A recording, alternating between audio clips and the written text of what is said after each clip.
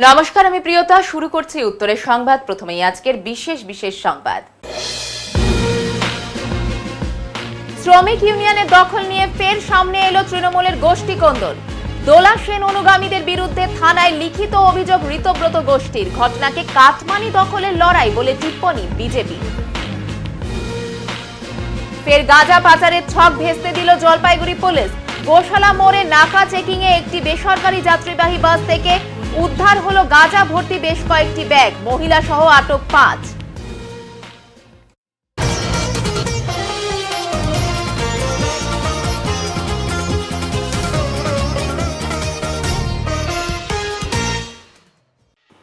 রবিবার সকাল থেকে হালকা থেকে মাঝারি মানের বৃষ্টিপাত হলো জলপাইগুড়ি জেলা জুড়ে।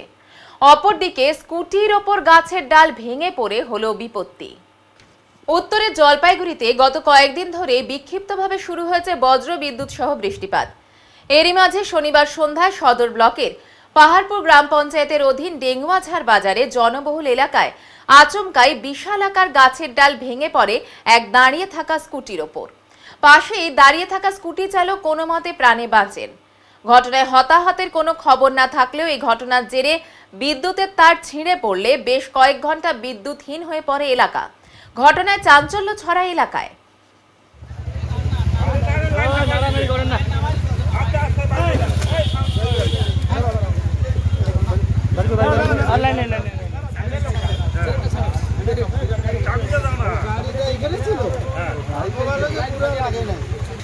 গাছ পড়ে গেল, হাওয়া নাই, কিছু নাই, হঠাৎ করে বিশাল পড়ে গেল। এখানটা স্কুটি ছিল, স্কুটিও ভাঙচুর হয়ে গেল। কি করে বললো? লোক ছিল না? লোক ছিল, পালাই গেল। তাই নাহলে লোকের উপরে চাপা পড়তো। গাছের ডাল কি যখন তখন ভেঙে পড়ে? এই গাছ অনেক আগেকার ব্রিটিশ আমলের গাছ, কাটাকাটি করে না কাটলে ভালো হয়। সামনে দোকান বাড়ি ঘর আছে। আর কেউ লোকজন ছিল না? লোকজন অনেক ছিল, আওয়াজ শুনে পালাইছে। তাই স্কুটি খালি চাপা পড়ছে। স্কুটি কি ক্ষতি হয়ে গেছে? হ্যাঁ, ক্ষতি হয়েছে। আপনার কি এখানে বাড়ি নাকি? এই যে আমার দোকান সামনে। আপনার বাড়িও সামনে, আপনার দোকানের সামনে? আপনি ছিলেন না? হ্যাঁ ছিলাম, এই সামনে ছিলাম, দোকানের সামনে। আর কারো কিছু হয়নি? আর কিছু হয়নি। আর গাছ যদি না কাটলে তার ঘটনা ঘটতে পারে। কাটার জন্য ব্যবস্থা করা দরকার। আপনার নাম কি? আমার নাম বিক্রম। আপনার বাড়ি এখানটাই? দীনবন্ধু মঞ্চ থেকে উত্তরকন্যা। উত্তরবঙ্গ সফরে আসছেন মুখ্যমন্ত্রী। 3 দিনের উত্তরবঙ্গ সফরে আগামী সোমবার অর্থাৎ 19শে মে শিলিগুড়িতে আসছেন মুখ্যমন্ত্রী মমতা বন্দ্যোপাধ্যায়। এই সফর ঘিরে ইতিমধ্যে প্রশাসনিক মহলে শুরু হয়েছে তোড়জোড়। বুধবার এক সাংবাদিক বৈঠকে মুখ্যমন্ত্রী নিজেই এই সফরের কথা ঘোষণা করেন। সূত্রের খবর অনুযায়ী 19শে মে বিকেলে বাগডোগরা বিমানবন্দরে অবতরণ করবেন তিনি। সেখান থেকে সড়ক পথে সোজা শিলিগুড়ির দীনবন্ধু মঞ্চে এসে একটি সরকারি কর্মসূচিতে অংশগ্রহণ করবেন মুখ্যমন্ত্রী। কর্মসূচির শেষে উত্তরকন্যায় রাত্রি যাপন করবেন তিনি। 20শে মে মঙ্গলবার মুখ্যমন্ত্রী যোগ দেবেন ফুলবাড়ি ভিডিওকন গ্রাউন্ডে আয়োজিত একটি কর্মসূচিতে। এরপর 21শে মে বুধবার উত্তরকন্যায় উত্তরবঙ্গের একাধিক জেলার প্রশাসনিক কর্তাদের নিয়ে একটি গুরুত্বপূর্ণ বৈঠক করবেন তিনি। সফর শেষে 22শে মে তিনি কলকাতায় ফিরবেন। মুখ্যমন্ত্রীর সফরকে কেন্দ্র করে নিরাপত্তা ব্যবস্থা জোরদার করা হয়েছে শিলিগুড়ি ও সংলগ্ন এলাকা জুড়ে। জায়গায় জায়গায় চলছে পুলিশি টহলদারি। দীনবন্ধু মঞ্চ ও ফুলবাড়ি ভিডিওকন মাঠে চলছে মঞ্চ নির্মাণের কাজ ও অন্যান্য প্রস্তুতি। শনিবার দীনবন্ধু মঞ্চের প্রস্তুতি খতিয়ে দেখতে এলাকা পরিদর্শনে আসছেন দার্জিলিংয়ের জেলা শাসক প্রীতি গোয়েল সহ অন্যান্য প্রশাসনিক আধিকারিকেরা।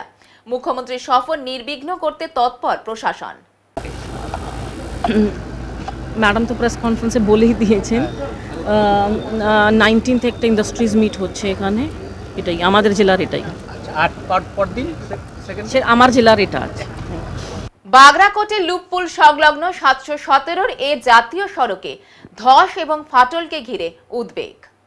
মাল ব্লকের বাগরাকোট থেকে সিকিমগামী নির্মীয়মান 717 এ জাতীয় সড়কের একাধিক অংশে ধস নামায় এবং লুপপুলের অ্যাপ্রোচ রোডে ফাটল দেখা দেওয়ায় উদ্বেগ ছড়িয়েছে। যদিও সকাল থেকে যান চলাচল স্বাভাবিক রয়েছে, তবে NH10 বন্ধ থাকায় বিকল্প রূপে এই রাস্তায় বাড়ছে চাপ। ঘটনাস্থলে গিয়ে দেখা যায় চুইখাম প্রান্তে পুলের কাছাকাছি রাস্তায় বড়সড় ফাটল ধরেছে। কিছু জায়গায় কংক্রিট ঢালাই দিয়ে তা ঢাকার চেষ্টাও করা হয়েছে। নির্মাণকারী সংস্থার পক্ষে জানানো হয়েছে মূল পুল কাঠামো অক্ষত রয়েছে, ফাটল অ্যাপ্রোচ রোডে দ্রুত মেরামতের কাজ শুরু হবে। 5 বছর এই রাস্তায় দেখভালের দায়িত্বে রয়েছে এই সংস্থার কাঁধে। ন্যাশনাল হাইওয়ে ইনফ্রাস্ট্রাকচার ডেভেলপমেন্ট কর্পোরেশনের এক আধিকারিক জানিয়েছেন, পাহাড়ি অঞ্চলে এমন সমস্যা স্বাভাবিক, মাটি স্থিতিশীল হতে সময় লাগে। তবে স্থানীয়দের অভিযোগ, নিম্নমানের কাজ এবং আধুনিক ধস রোধ প্রযুক্তির অভাবে সমস্যা বেড়েছে। নির্মাণ সংস্থা জানিয়েছে আগামী 5 বছর রক্ষণাবেক্ষণের दायित्व तादेरই থাকবে। सिक्किम का गाड़ी भी अभी इधर से गुजर रहा है। हाँ हाँ तो टूरिस्ट तो ज्यादा होना चाहिए। हाँ, कोई रोकता है कोई नहीं रोकता है, कभी बंद होता है, कुछ आज खुला है, ऐसा वो आज बंद है, वो ट्रेन अभी इधर से चलता है। तो फिलहाल कुछ क्रैक से तो कुछ नहीं करेगा ब्रिज, कुछ नहीं होगा। वो ब्रिज से थोड़ा माथीपट्टी है क्रैक, ठीक है बोला। वो उस वहाँ पे वो वॉल माटो के ऊपर में लगाया था ना, वो बारिश के वजह से नीचे में धस गया, इसीलिए क्रैक हुआ है। रिपेयरिंग कर रहा है क्या? हाँ कर रहा है, तो अभी तो कंपनी है, कंपनी यहीं पर है, ये ब्रिज अभी तक कंप्लीट नहीं हुआ है, वो मेंटेन कर रहा है। डराने के कोई बात नहीं है, आप लोग निष्फिक्री होके आ सकते हैं, घूम सकते हैं। ফাটলটা তো আমরা আগে জানতে পারিনি, আমরা এখানে এসে দেখতে পাচ্ছি জায়গায় জায়গায় ফাটল হয়েছে। তো এখানে এসে একটু ভয়ও লাগছে যে যদি কোনো রাবার ব্রিজটা ধসে পড়ে যায়, এই ভয়টা আমাদের মনে রয়েছে আর কি। কিন্তু মানুষ তো ঘুরতে ভালোবাসে, আমরা ঘুরতে ভালোবাসি, ঘোড়া টানি মানুষ ঘুরে বেড়ায়, তাই আমরা পাহাড়ে ঘুরতে এসেছি। কিন্তু একটু অনিশ্চয়তা তৈরি হয়েছে এখানে এসে, তাই চাবো আমরা যে এটা দ্রুত মেরামত করা হোক, মেরামত করে তারপরে যাতে ওটাকে খুলে দেওয়া হয়। ভারত বাংলাদেশ সীমান্তবর্তী নগর বেরুবাড়ি এলাকায় চোখে পড়ছে অজস্র রহস্যজনক জুতো। কোথা থেকে এই রঙিন জুতোগুলো আসছে বুঝতে পারছেন না কেউই। নতুন নতুন এই জুতোগুলো পরে থাকতে দেখে অনেকেই বস্তা থেকে লুটপাট করে নিয়ে যাচ্ছেন। যদিও গ্রামবাসীদের একাংশ মানুষের সন্দেহ, এই জুতোর মধ্যে হয়তো কোনো ভাইরাস থাকতে পারে, তাই এগুলো পায়ে দেওয়া খুবই বিপজ্জনক।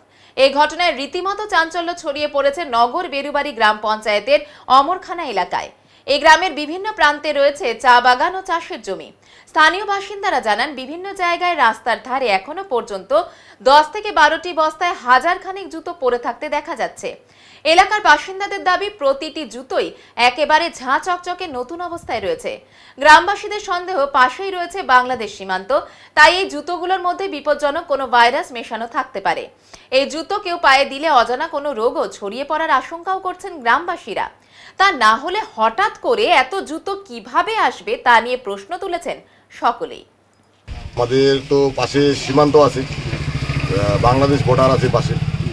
তারপরে কালকে না হলে পরশু হবে, কালকে আমরা দেখতে পাইছি মোটামুটি নতুন নতুন জুতার বস্তা মোটামুটি যেখানে সেখানে ফেলে রাখছে। এই বাগান এলাকা আমাদের, হ্যাঁ বাগান এলাকার ভিতর রাস্তার সাইডে বাগানে এরকম মোটামুটি 10 থেকে 12 বস্তা নতুন নতুন জুতা এইভাবে ফেলছে। তো মোটামুটি আমরা পুরো আতঙ্কে আছি, থানায় আমরা কালকে মৌখিকভাবে জানাইছি। হ্যাঁ, তো বিষয়টা হচ্ছে এটা আবার ভাইরাস টাইরাস নতুন করে, এটা এমনিতে যুদ্ধের পরিস্থিতি দেশে। তারপরে সীমান্তবর্তী এলাকা আমাদের বাংলাদেশের সাথে মোটামুটি অনেকটা লাগোয়া, বর্ডার আছে পাশে। তারপরে এই যে এই আতঙ্কগুলো না, মানে পাবলিক পুরো বিভ্রান্ত হয়ে আছে করে। চা বাগানের লোক, বাচ্চা কাচ্চারা জুতা জোড়া নিয়ে যাচ্ছে। তো এখন এইটা যদি ভাইরাসটা ছড়ায়, এইটা আমরা ভয় পাচ্ছি। জুতো পরলে অসুস্থ হওয়ার আশঙ্কা থাকে। হ্যাঁ, জুতা পরলে অসুস্থ হওয়ার তো আশঙ্কা থাকবেই একটা, কারণ নাহলে নতুন জুতা ওরা এইভাবে ফেলে কেন রাখবে? হ্যাঁ, এটা তো একটা প্রশ্ন আমাদের। কতগুলো মোটামুটি ফেলছে? মোটামুটি যেখানে সেখানে মিলে তাও আমরা যতটুকু খবর পাইছি 10-12 বস্তা হবে এরকম, একদম নতুন জুতা। এই এলাকাটার নাম? এটার নাম হচ্ছে তো অমরখানা, নগর বেরুবাড়ি, জলপাইগুড়ি। পোস্ট বেরুবাড়ি, জেলা জলপাইগুড়ি। কয়েকদিন থেকে আমি দেখতে পাচ্ছি যে আমার বাড়ির রাস্তার ধারে আর কি, অমরখানার পাশেই বস্তায় বস্তায় রাস্তার সাইডে জুতা ফেলানো আছে, নতুন জুতা। সেই জুতাগুলো কে ফেললো, কারা ফেললো, কোথা থেকে আসলো, এটা কেউ জানি না। তবে জানি না এটা কি উপায়ে ফেলছে। এখন এই জুতাগুলো যদি কেউ পরে আবার অসুস্থ হয়ে যায় নাকি জানি না। আর এই নিয়ে আমরা একটু আতঙ্কের মধ্যে আছি যে আবার অনেকেই হয়তো সেই জুতাগুলো নতুন জুতা দেখে আবার বাড়িতে নিয়ে গিয়ে ব্যবহার করে নাকি, ব্যবহার করলে ক্ষতি হয় নাকি, ক্ষতি হলেও হতে পারে। আতঙ্কে আছেন? এই নিয়ে আমরা খুব আতঙ্কের মধ্যে আছি। এই নিয়ে আমি বলবো যে একটু প্রশাসন যদি এই দিকটা একটু মূল্যায়ন করে দেখে যে এটা কোথা থেকে আসলো, কি ব্যাপার, আর নাহলে এগুলাকে তুলে নিয়ে কোথাও সেরকম জায়গায় ফেলে দিয়ে ধ্বংস করে দেওয়া উচিত বলে আমি মনে করি। আর এটা যেহেতু আমাদের নগর বীরবাড়ি গ্রাম পঞ্চায়েত হচ্ছে একদম বাংলাদেশ সীমান্ত লাগোয়া অঞ্চল, কেউ রাতের অন্ধকারে বাংলাদেশ থেকে এনে ফেলে দিতে পারে। কারণ এইদিকে তো আমাদের নগর বীরবাড়ি গ্রাম পঞ্চায়েতের বেশ কয়েকটি গ্রাম কিন্তু তার কাটা নাই, খোলা অবস্থায় আছে ভারত বাংলাদেশ সীমান্ত, সেদিক থেকেও কেউ এনে দিতে পারে বলে মনে করা হচ্ছে আর কি।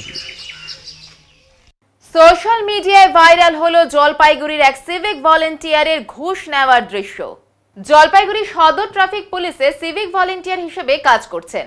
তার ডিউটি ছিল শহরের পোস্ট অফিস মোড়ে। ডিউটি চলাকালীন এক মোটর বাইক চালকের উপযুক্ত কাগজপত্র না থাকার সুযোগ নিয়ে ওই সিভিক ভলেন্টিয়ার মোটা টাকা দাবি করে বসেন। সূত্রের খবর, শেষমেশ সিভিক ভলেন্টিয়ার মোটর বাইক চালকের কাছ থেকে ৩,০০০ টাকা ঘুষ নেয়, যা সোশ্যাল মিডিয়ায় ভাইরাল হয়েছে।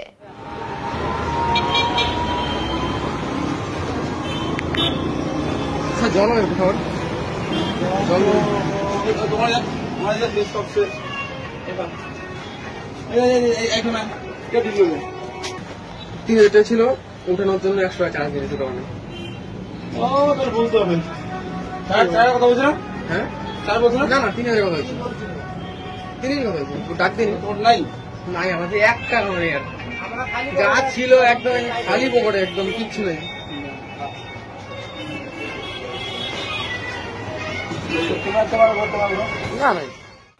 শ্রমিক ইউনিয়নের দখল নিয়ে ফের সামনে এলো তৃণমূলের গোষ্ঠী কোন্দল। দোলা সেনের অনুগামীদের বিরুদ্ধে থানায় লিখিত অভিযোগ দায়ের ঋতব্রত গোষ্ঠীর।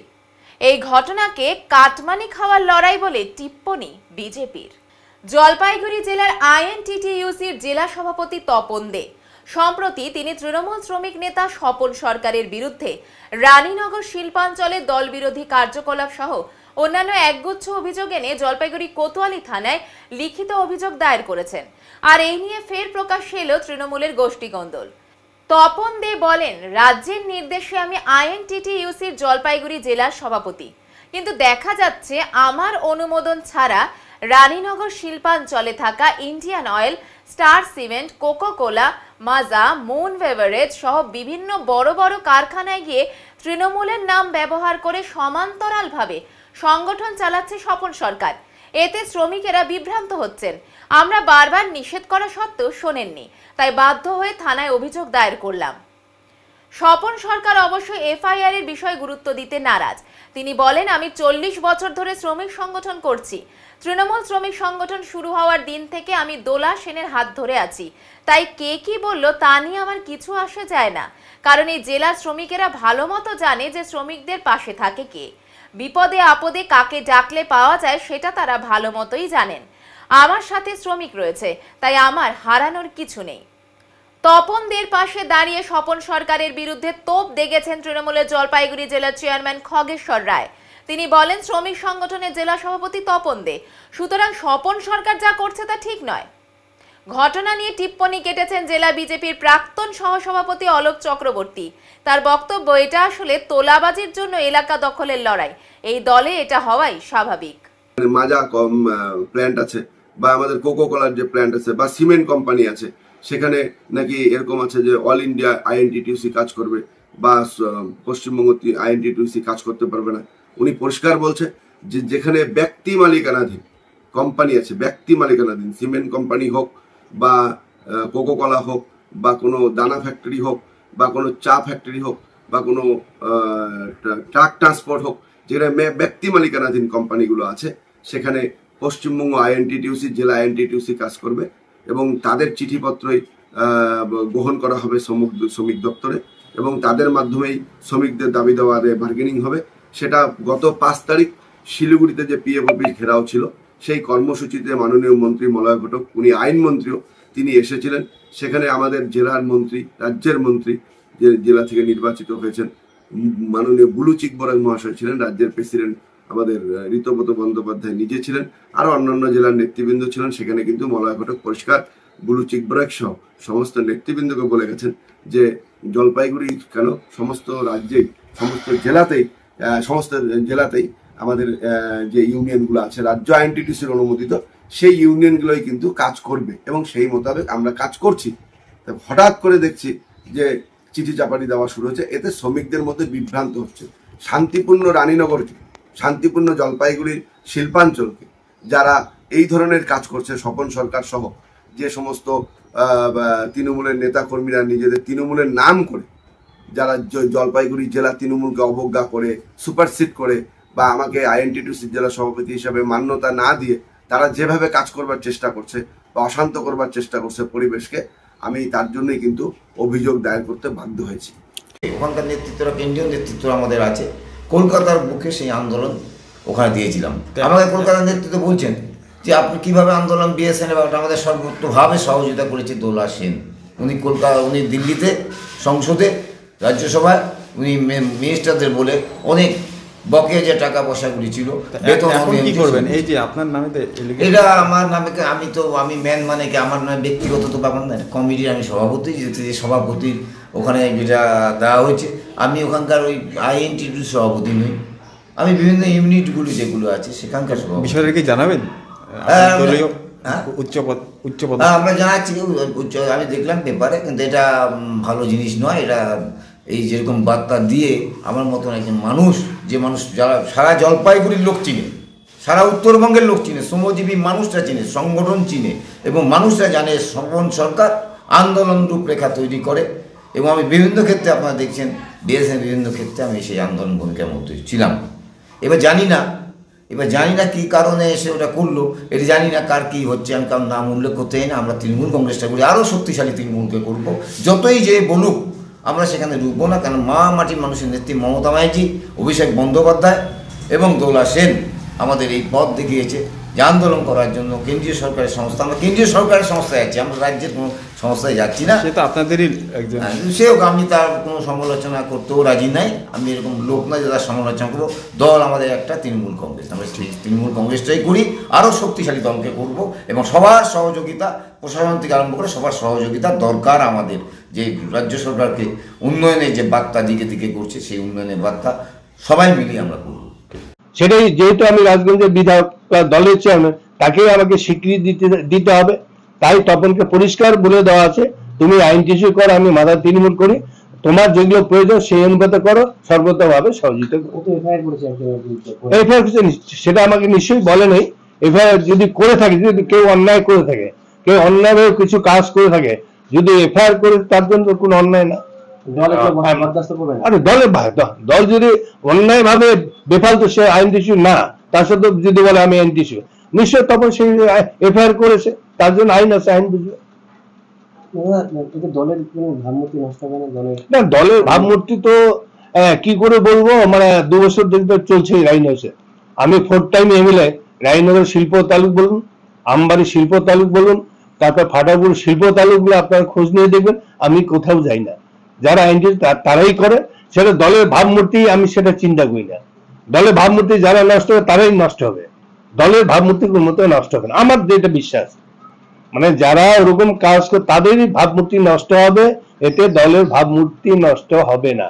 কোন দল এক সংগঠন আরেক সংগঠনের নামে থানায় এফআইআর করছে, এটা কি বলবেন? দেখুন, এটা তো হওয়ারই কথা ছিল। অ্যাকচুয়ালি সরকারটা তো তৃণমূলের নয়, সরকারটা আমরা যতদিন ধরে ধীরে ধীরে যখন ফুল ফুটছে, ওই ঘাস ফুল যখন একটু বড় হচ্ছে, তখনই আমরা বুঝতে পারলাম। প্রথমে তো বলেছিলাম বৃক্ষবৃক্ষ, প্রথমে ভেবেছিলাম একটা মানুষের জন্য পাশে দাঁড়ানোর মতন, তারা বলছে মমতাময়ী সরকার, পরবর্তীতে দেখলাম বৃক্ষে পরিণত হয়েছে ঘাস ফুল। এবার সেই ফুলটা যখন বিকশিত হচ্ছে, তখন দেখতে পারলাম তৃণমূল নয়, আসলে দলটার নাম হচ্ছে তোলামূল। এবার তোলামূলের কারণেই এরা হচ্ছে বিভিন্ন নিজেদের মধ্যে হতেই পারে, এটা ওদের রাজনৈতিক বিষয়, কিন্তু কে কত রোজগার করছে তার উপরে হয়তো সে দেখছে যে ওকে বাদ দিয়ে ও তো রোজগার করছে, সেই জন্য হয়তো ও চিন্তা করছে আমিও বড় হতে চাই, আমিও এগিয়ে যেতে চাই, সেই জন্য হয়তো করছে আর কি। এটা তাদের রাজনৈতিক ভিতর অভ্যন্তরীণ বিষয়, যদিও এটা আমার বলা উচিত নয়। তবে এই দলটাতে এর থেকে বেশি কিছু আশা করা যায় না। যেই দল হচ্ছে গোটা পশ্চিমবঙ্গকে এই যে শিক্ষাক্ষেত্রে যার শিক্ষামন্ত্রী জেলে থাকে, যার খাদ্যমন্ত্রী জেলে থাকে, তার কাছ থেকে আর কি আশা করা যায়? এটা তো ছোট ব্যাপার। এত মানুষের চাকরি চলে গেল, তারপরে সরকার নীরব। আরও কতজনের চাকরি যাবে ভবিষ্যৎ অন্ধকারে। শিক্ষাক্ষেত্রে আগে তো স্বপ্ন দেখতো মানুষের, যে শিক্ষক হওয়ার জন্য স্বপ্ন দেখতো, আর এখন সেই স্বপ্নটাই হয়তো আর মানুষ দেখে না।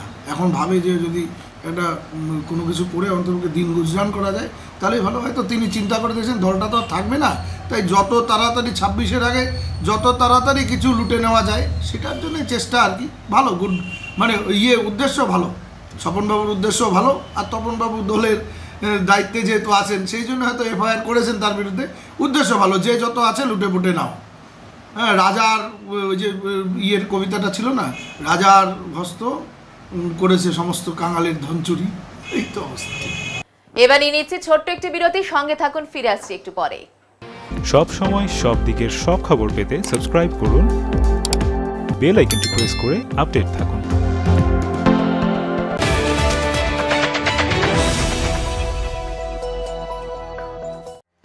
আগামী মাসের 1 তারিখ থেকে স্কিল নেস্ট নিয়ে এসেছে দারুণ এক অফার। থাকছে 1 মাসের ফ্রি ডেমো ক্লাস।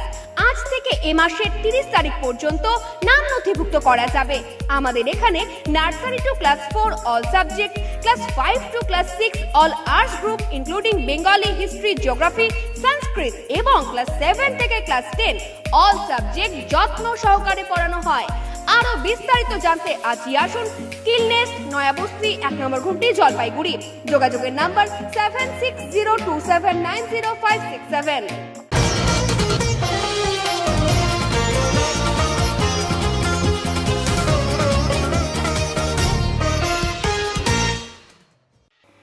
মহকুমা এলাকায় সৌর পথবাতির উদ্বোধন করলেন সাংসদ ডক্টর জয়ন্ত কুমার রায়। শনিবার ধূপগুড়ি মহকুমার গাদন 2 নম্বর গ্রাম পঞ্চায়েত এলাকার 40টি সৌর পথবাতির উদ্বোধন করা হয়। এদিন পশ্চিম শালবাড়ি এলাকার পথবাতি উদ্বোধনে উপস্থিত ছিলেন সাংসদ। জানা গিয়েছে এদিন পথবাতি উদ্বোধনের পাশাপাশি পশ্চিম শালবাড়ির 15/254 নম্বর পাটের গিলান্ডি নদী সংলগ্ন বন্যা কবলিত স্থান পরিদর্শন করেন তিনি। পরবর্তীতে পূর্ব শালবাড়ি এবং পশ্চিম শালবাড়ির ভূমি রক্ষা কমিটির সদস্যদের সাথে কথা বলেন। 4 লেনের জন্য পূর্ব শালবাড়ি ও পশ্চিম শালবাড়ি এলাকায় জনসাধারণ যাতে ন্যায্য মূল্য পায় সেই বিষয়ে সাংসদের সাথে আলোচনা হয়েছে। সাংসদ ডক্টর জয়ন্ত কুমার রায় জানান, জনসাধারণ যাতে সঠিক মূল্য পান বিষয়টি তিনি অবশ্যই খতিয়ে দেখবেন। গাদন 2 নম্বর গ্রাম পঞ্চায়েত প্রধান পারমিতা রায় সরকার জানান, সাংসদ সৌর পথবাতির উদ্বোধন করলেন। গ্রাম পঞ্চায়েত এলাকার জনসাধারণ পথবাতির পরিষেবা পাবেন। পাশাপাশি গিলান্ডি সংলগ্ন বন্যা কবলিত এলাকায় পরিদর্শন করেন তিনি এবং ভূমি রক্ষা কমিটির সদস্যদের সাথে 4 লেনের বিষয়ে কথা বলেন সাংসদ বলে তিনি জানান। জমি সংক্রান্ত একটা সমস্যা ছিল। এখানকার অনেক মানুষের ন্যাশনাল হাইওয়ে থেকে জমি নেওয়ার কথা, কারণ এখানে রাস্তাটা তৈরি করতে হবে বলে। তো এখানকার অনেক মানুষের বক্তব্য যে আমাদের যে জমি গেছে সেই জমিটার ন্যায্য দাম পাওয়া যাচ্ছে না, বা যেটা দেওয়ার কথা প্রস্তাবনা চলছে তারা এখনো সবাই পায়নি।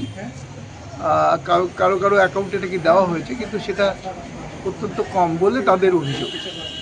তো সেই ব্যাপারেই আমাকে বলা হয়েছে যে এই ব্যাপারে কি করা যায়, এবং এখনও যেহেতু একবার হয়নি, তো তার মধ্যেই যদি এই দামের ব্যাপারটা যদি ঠিকঠাক দাম তারা পায় সেই জন্য যাতে ব্যবস্থা নেওয়া যায় সেটাই।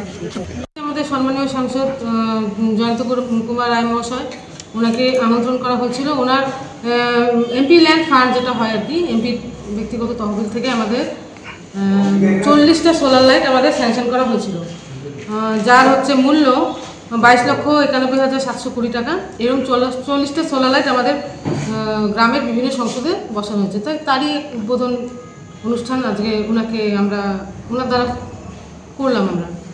হ্যাঁ, পদ্ধতি পরিষেবা সবাই পাচ্ছে 40টা। আরেকটা কর্মসূচি ছিল হচ্ছে আমাদের এখান থেকে 4 লেন ভূমি অধিগ্রহণ সংক্রান্ত একটা সমস্যা চলছে আর কি। সেই সমস্যার সমাধানের জন্য আমাদের মাননীয় সাংসদ জয়ন্ত কুমার রায় মহাশয়কে আমরা এখানে আমন্ত্রণ করে এনেছিলাম। ওনার সহযোগিতা ছাড়া এই সমস্যাটার সমাধান হওয়াটা একটু সমস্যাই, যার জন্য ওনার সহযোগিতা আমাদের আপামর গ্রামবাসীর মানে একটা ডিমান্ড ছিল, যার জন্য ওনাকে আমরা এখানে আমন্ত্রণ করে এনেছি। উনি কথা দিয়ে গেছেন উনি যতটা ওনার 100% উনি চেষ্টা করবেন এই সমস্যাটা সমাধান করার। ফের গাঁজা পাচারের ছক ভেস্তে দিল জলপাইগুড়ি পুলিশ। তদন্তের স্বার্থে প্রাথমিকভাবে 5 জনকে জিজ্ঞাসাবাদের জন্য আটক করেছে পুলিশ। জলপাইগুড়িতে রবিবার গোশালা মোড়ে নাকা চেকিংয়ে একটি বেসরকারি যাত্রীবাহী বাস থেকে উদ্ধার হয়েছে গাঁজা ভর্তি বেশ কয়েকটি ব্যাগ বলে জানা গিয়েছে। পুলিশ সূত্রে খবর, এদিন দুপুরে কোচবিহার থেকে জলপাইগুড়ি ফিরছিল একটি বেসরকারি যাত্রীবাহী বাস। এদিকে বিশেষ নাকা চেকিং চলছিল গোশালার জাতীয় সড়ক এলাকায়। গোপন সূত্রে খবরের ভিত্তিতে জলপাইগুড়ি ট্রাফিক ও কোতোয়ালি থানার পুলিশ তল্লাশি চালায় সেই বাসে। আর সেই সময় উদ্ধার করা হয় বেশ কয়েকটি গাঁজা ভর্তি ব্যাগ। পুলিশের অনুমান গাঁজাগুলি কোচবিহার থেকে অন্যত্র পাচার করা হচ্ছিল। 5 জনের মধ্যে 3 জন মহিলাও রয়েছেন। গোটা ঘটনার তদন্ত শুরু করেছে জলপাইগুড়ি কোতোয়ালি থানার পুলিশ। কি আপনার কি গাড়ি ছিল ওটা? কি গাড়ি? লোটা দেবী। আচ্ছা, কিভাবে কারা উঠলো, গাঁজা কোথার থেকে উঠলো? ওটা আমরা কিছু বলতে পারবো না, গাঁজা কেউ করতে উঠছে না উঠছে, কেন লোকে এরকম সাইড ব্যাগ নিয়ে লোক গাড়িতে উঠে তো নিজেরা বসে আর নিজেরা বাঁকে রেখেছে।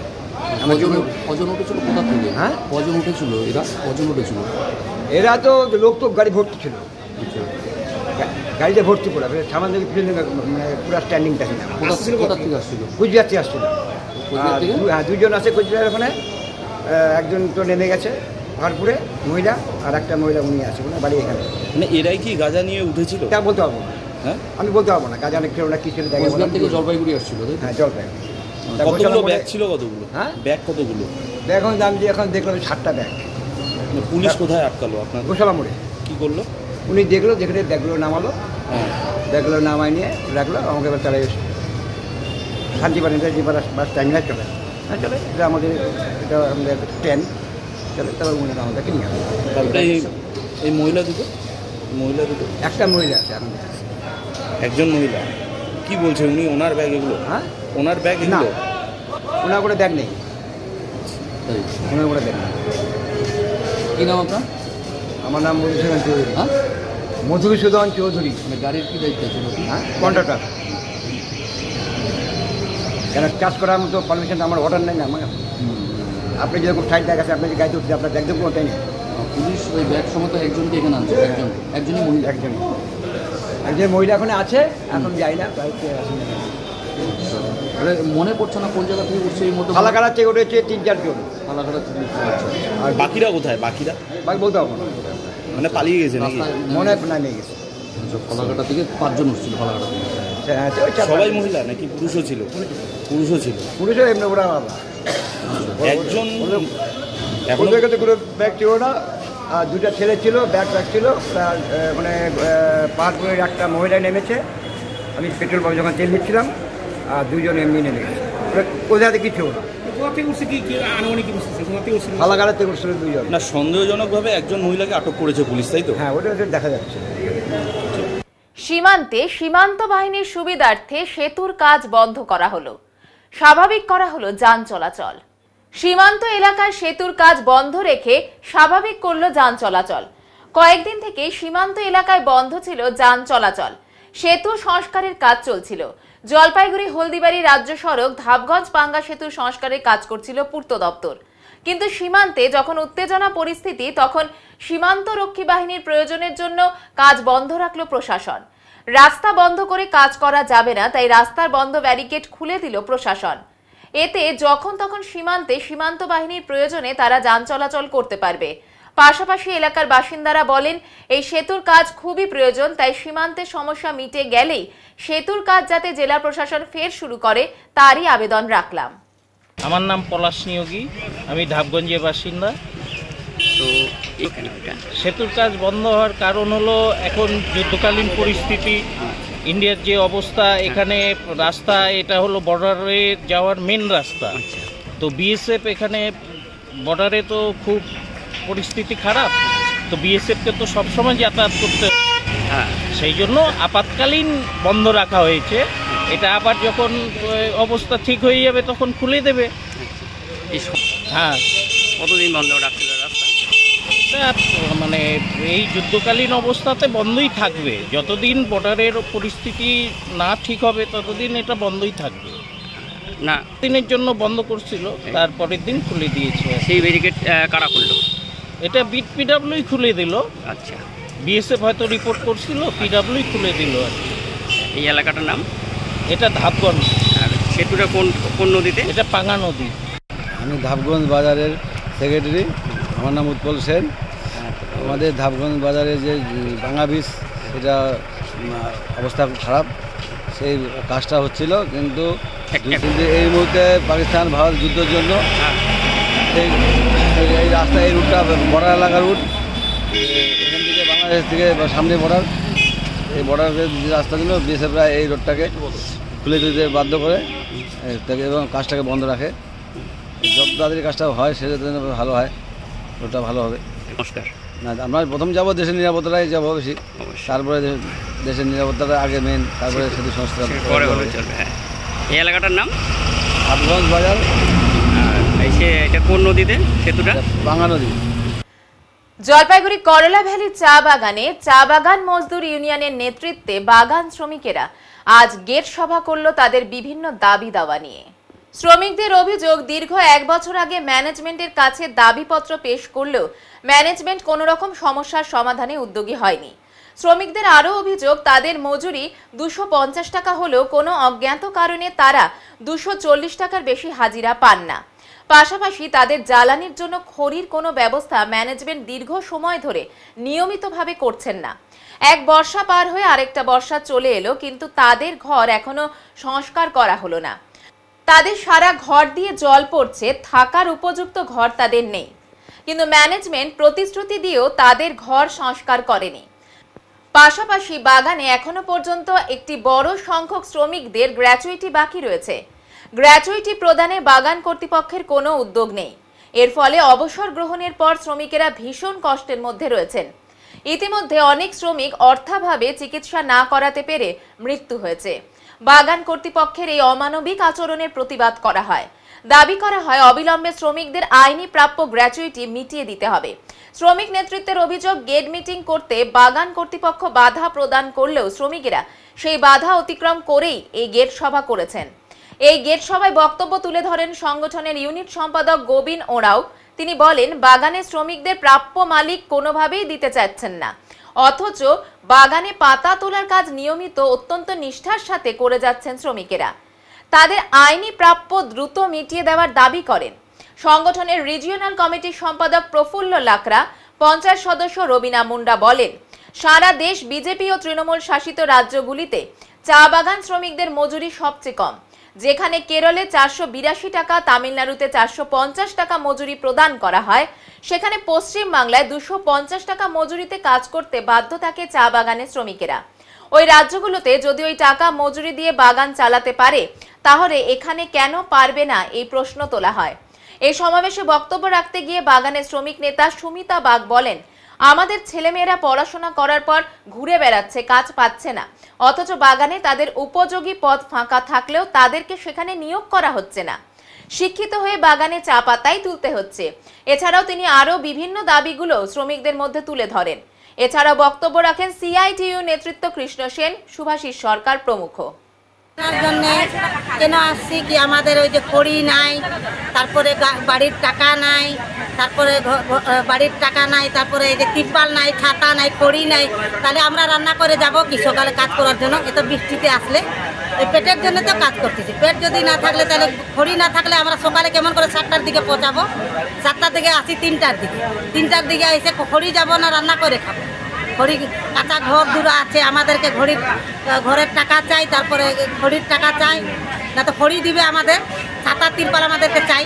আর রুমাল দিচ্ছে, রুমালের মুসলির মতো যে আজকে নিয়ে যায় কালকে ফাইটে যাচ্ছে, 10 কেজি পাতা করে। বাগান পরিষ্কার আমাদেরকে চাই, রাস্তা পরিষ্কার, বসে যে খাবো এখানে জায়গা নেই, ঘর আমাদেরকে লাগবে। এই বর্ষার মধ্যে দাঁড়ায় দাঁড়ায় টাকা ভাত খাবো না। সারাদিন কাজ করি, 8 ঘন্টা ডিউটি, আরাম করে যদি এক মুঠা ভাত খাইতে পারবো না। এদিকে বৃষ্টি, ওইদিকে বৃষ্টি, ওই ভাতের মধ্যে জল পড়ে দিলে আমাদের ভালো হবে না? এটা হবে না। আমরা এই জন্যে আসছি, আমাদেরকে ম্যানেজারকে ক্ষমা করে দেন, আমাদের ভুল হলে মাফ করে দেন, আমাদের এই দাবিটা আমাদেরকে দিয়ে দেন, আমরা কিছু করতে পারবো না। চাল লাগে 25 কেজি, কার বাড়ি থেকে আটা খাই না, কোথায় থেকে পাবো আমরা? চালের দামও তো সেই রকম, আমরা এখানে আছি গরিব দুঃখীর বাগানে কাজ করি বলে, এত জঙ্গলে কাজ করি কেন? আমাদের নিজের পেটের জন্য তো। আমাদের নাতিগুলো আছে, ছেলেগুলো আছে, আর এই বাগানে আমাদের দেখতেছি এত পড়ালেখা ছেলে চেয়ার খালি আছে, চেয়ার দিতে পারতেছে না, বাবু স্টাফ করতে পারতেছে না। এরা 3-4 জন কি গোটা দুনিয়া ঘুরবে নাকি? 3টা লেবার ওইখানে কেন পড়ালেখা করতেছে বাচ্চা কাচ্চাকে? আমাদের আশা আছে বাগানের লোক একটা চাকরি পাবে বলে, এত না চাকরি করে যত পড়ালেখার লোকেও পাতা তুলাইতেছে। আমরা কেন পাতা তুলবো? তুলতেছি তো পাতা। আমাদেরকে বলে রুমাল নিয়ে একটা রুমাল নিয়ে আমরা কত তুলবো? 10 কেজির মাথায় নিব, তারপরে পাতলা রুমাল, মুচুরির মতন হয়ে গেছে রুমাল। কালকে ঝুঁকলো, আজকে ফাইটে গেছে। হ্যাঁ, রুমাল নিতে ওই রকম বলে। আমাদের কোথায় থেকে রুমাল? করলাভিলি চা বাগান মজদুর ইউনিয়নের পক্ষ থেকে গেট মিটিং করলাম। কারণ হচ্ছে আমাদের দীর্ঘদিনের দাবিগুলো পূরণ হচ্ছে না। আমাদের দাবিগুলো হচ্ছে যে খড়ি অবিলম্বে দিতে হবে, ঘর রিপেয়ারিং করা টাকা অবিলম্বে দিতে হবে, গ্র্যাচুইটি পেমেন্ট অনেক লেবারের ডিউ আছে সেগুলো অবিলম্বে দিতে হবে। সেই জন্য আমরা আজকে গেট মিটিংয়ের মাধ্যমে কর্তৃপক্ষকে বুঝালাম। এরপরেও যদি কর্তৃপক্ষ এর মাধ্যমে কোনো কিছু সুরাহা বাইর না করে, আমরা আগামী দিনে এর থেকে আরও বড় ধরনের আন্দোলন পথে যাতে বাধ্য হব। এবার নিয়ে নিচ্ছি ছোট্ট একটি বিরতি, সঙ্গে থাকুন, ফিরে আসছি একটু পরে। সব সময় সব দিকের সব খবর পেতে সাবস্ক্রাইব করুন, বেল আইকনটি প্রেস করে আপডেট থাকুন।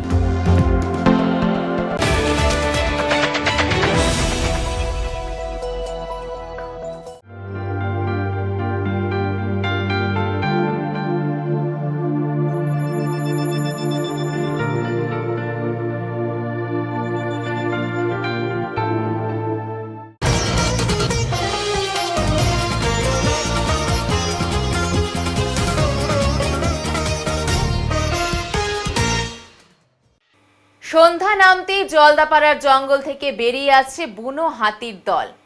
ফালাকাটা মাদারিহাট বীরপাড়া ব্লকের বিস্তীর্ণ এলাকায় এখন এটাই রোজকার রুটিন হয়ে দাঁড়িয়েছে বলে অভিযোগ।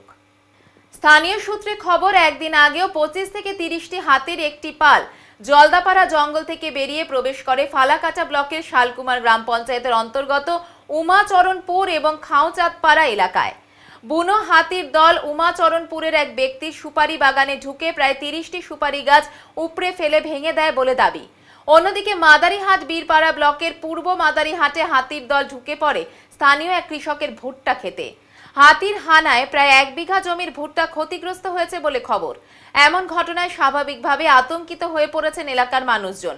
ক্ষতিগ্রস্ত কৃষকেরা আবেদন করলে বন দপ্তরের পক্ষ থেকে তাদের ক্ষতিপূরণ দেওয়া হবে বলে সূত্রের খবর। এবারে আবহাওয়ার খবর।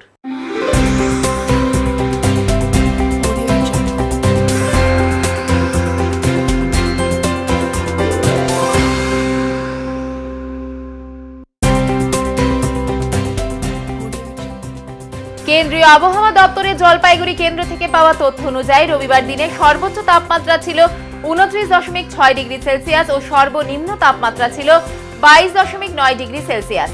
গত 24 ঘন্টায় বৃষ্টির পরিমাণ ছিল 1.3 মিলিমিটার। শেষ করবার আগে আজকের বিশেষ সংবাদ আরো একবার। শ্রমিক ইউনিয়নের দখল নিয়ে ফের সামনে এলো তৃণমূলের গোষ্ঠী কোন্দল। দোলা সেন অনুগামীদের বিরুদ্ধে থানায় লিখিত অভিযোগ ঋতব্রত গোষ্ঠীর। ঘটনাকে কাটমানি দখলের লড়াই বলে টিপ্পনী বিজেপি। ফের গাঁজা পাচারের ছক ভেস্তে দিল জলপাইগুড়ি পুলিশ। গোশালা মোড়ে নাকা চেকিং এ একটি বেসরকারি যাত্রীবাহী বাস থেকে উদ্ধার হলো গাঁজা ভর্তি বেশ কয়েকটি ব্যাগ, মহিলা সহ আটক 5। উত্তরের মন পরিবেশিত উত্তরের সংবাদ এখনকার মতো এই পর্যন্তই। নমস্কার।